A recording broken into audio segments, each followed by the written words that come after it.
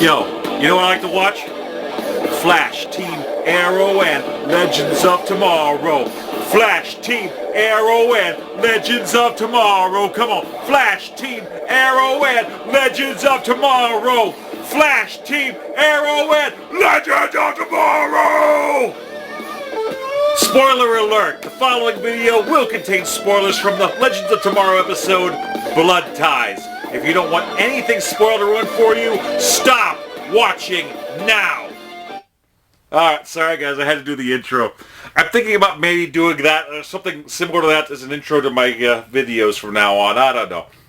But, for all of you that are still here, hi guys, Dave here. I know, there's a little sample of my Flash Fact Funk Nth Metal remix. Song so darn good, Hawk Girl herself, Sierra Renee, liked it. I know, I'm such a dork. Okay.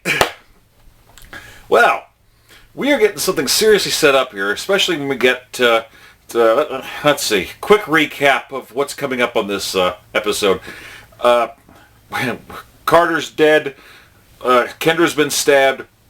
The crew is rallying together to try to, do what they can to stop Vandal Savage. So it's all good, but they're still stuck in the 70s as of this episode. But in a flashback, we get to see that Rip Hunter apparently did try to take on Vandal Savage before, back in ancient Egypt. So, there's a bit of build-up here, and we got some serious things going on. Apparently the time ship's been damaged and needs to be repaired. But that wouldn't matter anyway because Kendra is so badly hurt she wouldn't be able to survive the time jump regardless. And what gets worse, apparently the dagger that stabbed into her, the fragments of it, are in her bloodstream and they're slowly making their way to her heart. If they get stuck there, she's going to die.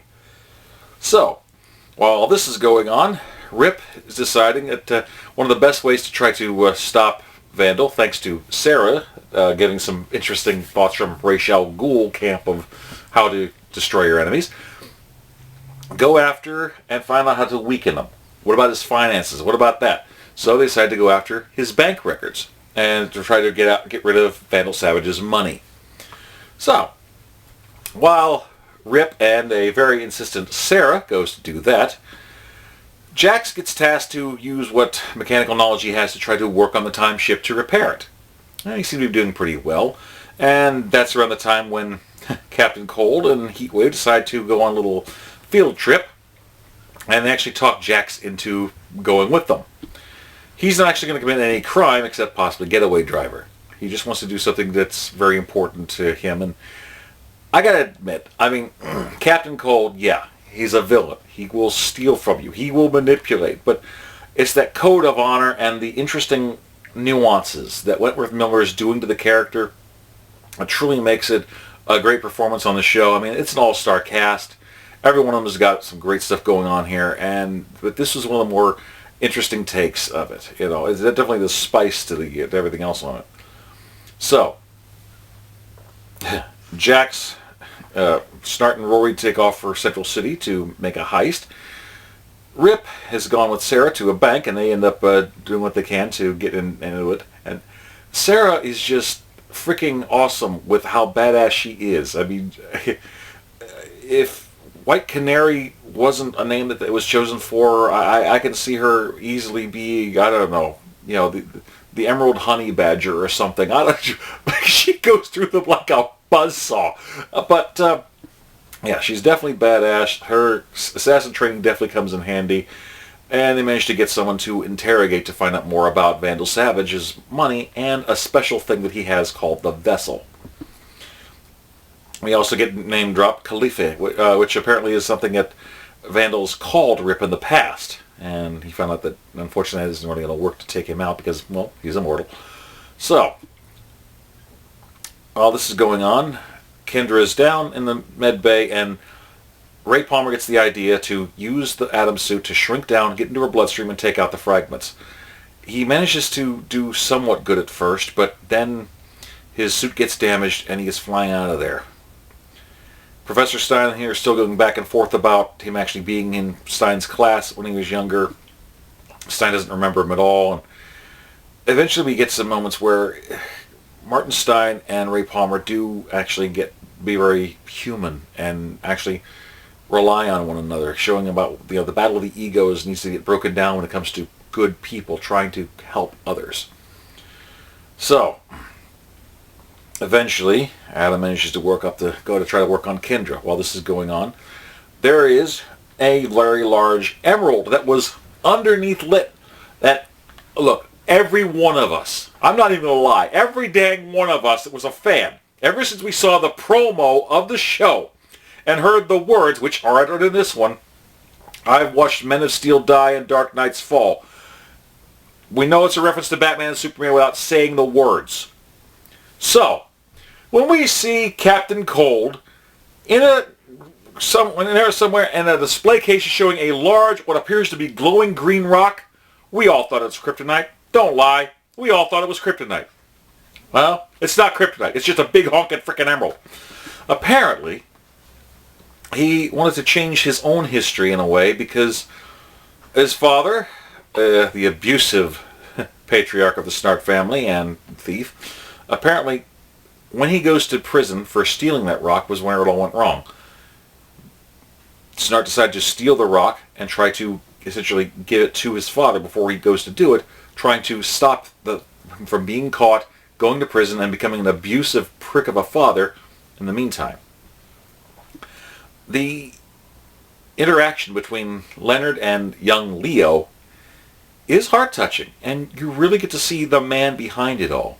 And it's interesting seeing him genuinely trying to change his future. But you think of this diabolical guy who's just out for himself, and in a way he is, but he's genuinely trying to make things better for himself, so none of us can really fault that. Meanwhile, they managed to get information about the big event that Vandal Savage is having. They managed to crash it, and then getting caught, unfortunately, and in prison. So they're taken to a shrine thing that it's a shrine essentially to Vandal Savage. You got cultists in robes, people like that, and the body of Carter fricking Hall. Why? Well, apparently, although Vandal does take the life essence in that and get stronger, there's just enough magic apparently left in Carter's body that by drinking the blood or offering it to his servants, they get an extra 100 years of life. So this might also explain how Damien Dark managed to somehow be young and not look any different than he did in the flashback in Legends of Tomorrow of what he's currently being right now in the Arrow. So there's that. So it's getting really messed up, and after that, Adam manages to finally save Kendra with the fragments.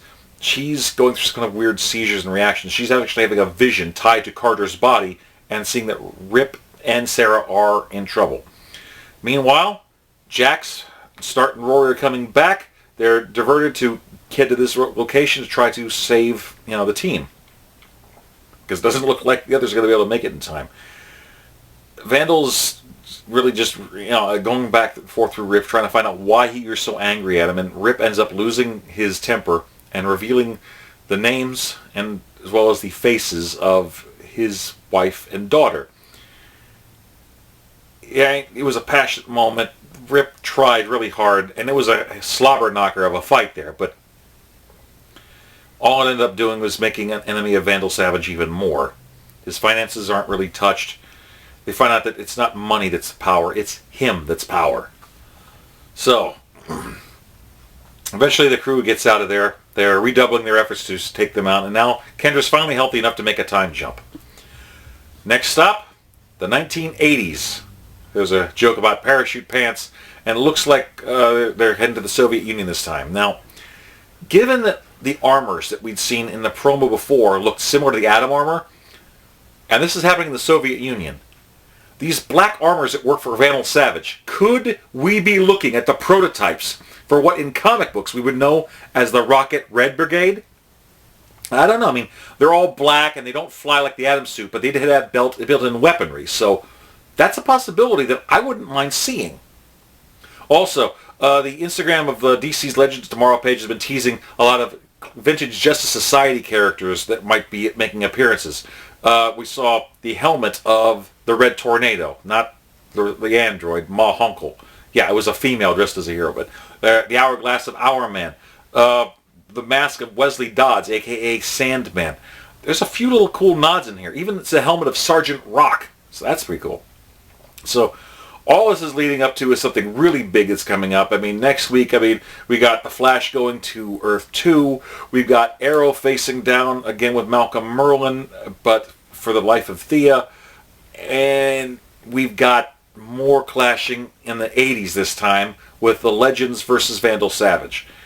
So I gotta say, I'm loving this. Plus, of course, coming up March 28th, it's finally been confirmed. After all the back and forth, yes or no, we're going to have the Supergirl Flash crossover. It's going to happen on Supergirl Monday, March 28th. It's going to be called World's Finest, where apparently Barry does some dimensional hopping, goes over into the world that has Supergirl in it, and is going to be helping to stop Livewire and Banshee. So that's going to be pretty cool. I was considering making that possibly like an updated news video about it, but it looks like I don't have to thanks to this. So once again, we got a good mix of DC stuff on the airwaves. Definitely cool to watch. And I mean, everything's just building up more and more. Flash has got to be still my favorite out of all of them. Arrow, of course, is the one that really started this whole ball rolling, and a lot of very deep, intricate stuff going on there. And Legends of Tomorrow is just, it's a chaotic souffle of goodness. You just can't help but watch and love. So that's kind of cool.